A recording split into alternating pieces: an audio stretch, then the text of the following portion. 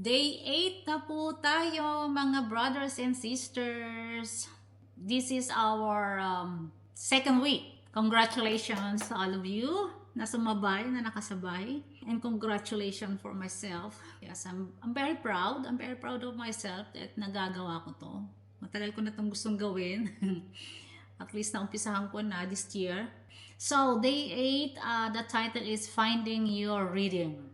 So, ano nga ba yan? It means like how to create or creating a sustainable and meaningful time with God. Our scripture for today is from Luke chapter 5 verse 16.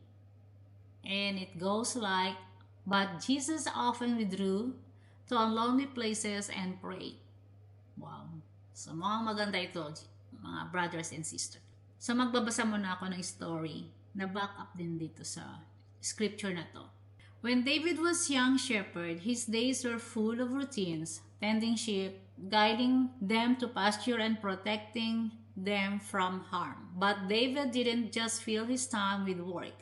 Amid his daily responsibilities, he carved out space to worship and commune with God. Wow.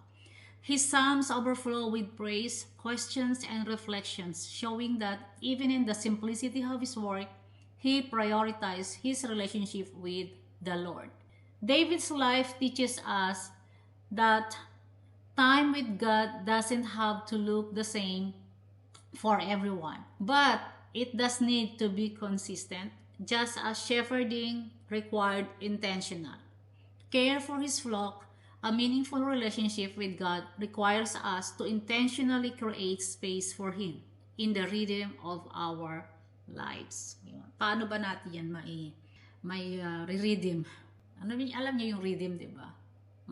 Maganda yung takbo, yung ganyan. Yung sa mga musical, alam niyo yan. Imagine niyo yan. What is this? David, since he was young shepherd, diba? Kahit sobrang busy siya, sa bata pa siya, sobrang busy siya sa kanyang ginagawa, sa simpleng pamumuhay niya, kahit gaano kasimple ang ginagawa niya, nagbibigay talaga siya ng oras para kay Lord. To worship Him, to commune, question, kung may mga tanong siya, praising God, He have time. So, ikaw ba kapatid, meron ka bang time para sa Kanya? Nakakapagbigay ka ba ng oras sa Kanya? Think about it. Sobra ka bang abala? Sobra ka bang busy sa trabaho? Ilang trabaho meron ka? Lalo ka na kapatid ko na nandito sa Japan.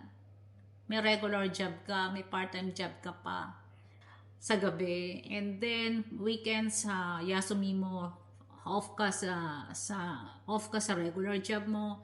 Pero nagpa-part-time ka pa rin pagka holiday ka. Nagbabayto ka pa rin sa iba. Ni halos wala ka nang tulog di ba? What? Why?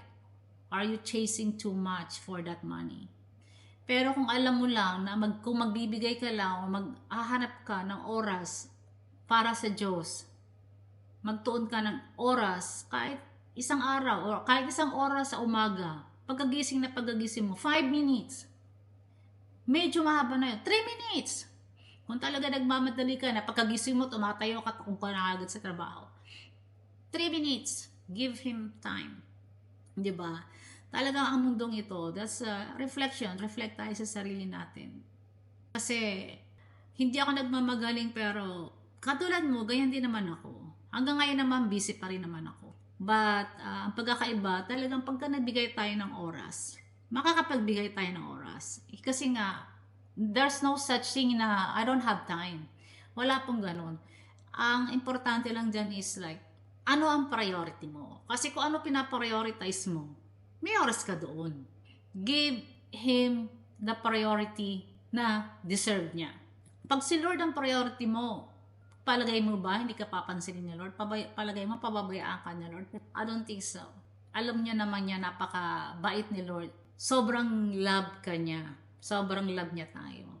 Binigay niya nga ang nag-iisang anak niya, di ba? Para tubusin tayo sa ating mga kasalanan. Yan pa bang mga pangangailangan natin financially? Kailangan natin siya.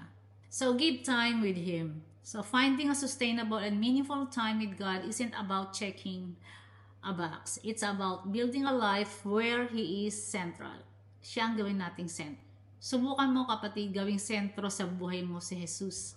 Life can get busy and distractions are everywhere.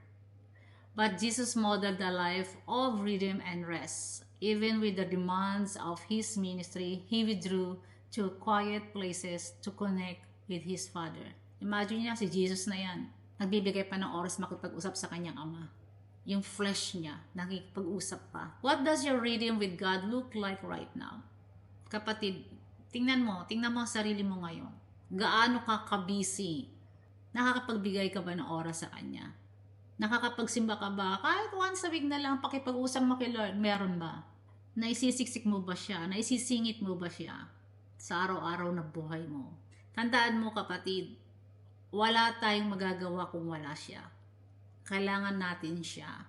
Yun lang naman ang kailangan ni Lord, lumapit tayo sa Kanya. This isn't about perfections. It's about finding what works for you. Whether it's early mornings, late nights, or moments in the middle of your day. The key is consistency and intentionality. Start small and stay. Pwede ka naman mag-start ng small and consistent. And stay consistent. Choose time each day when you can be fully present with God. It could be 10 minutes on an hour. Start where you are.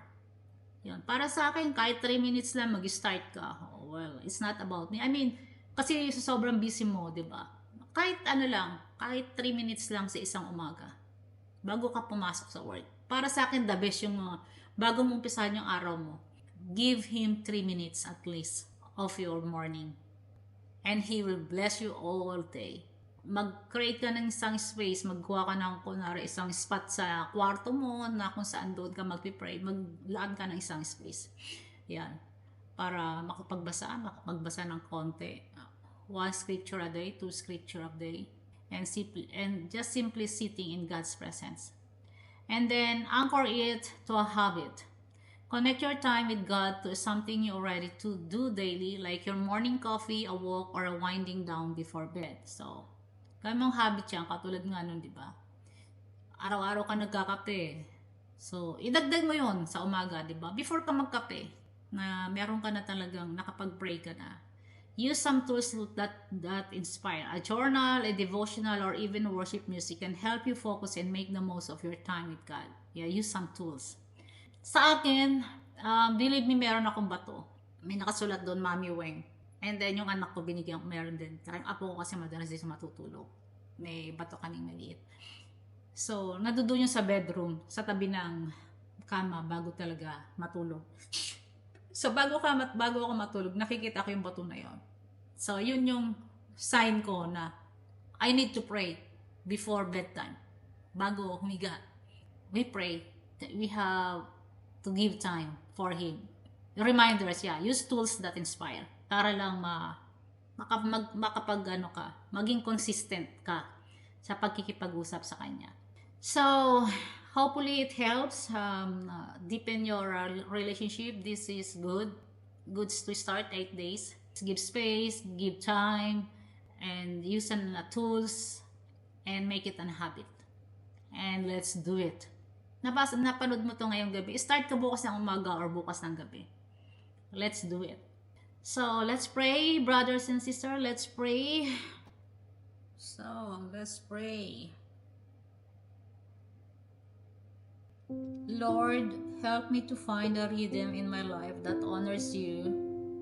Teach me to prioritize time with you, not out of obligation, but because I long to know you more.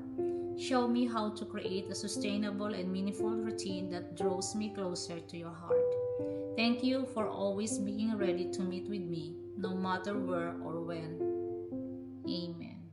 Thank you so much, brothers and sisters. And remember, this journey isn't about getting perfect. It's about progress. The more you prioritize time with God, the more you will see His hand in every area of your life. Start where you are. God bless you. Till next time.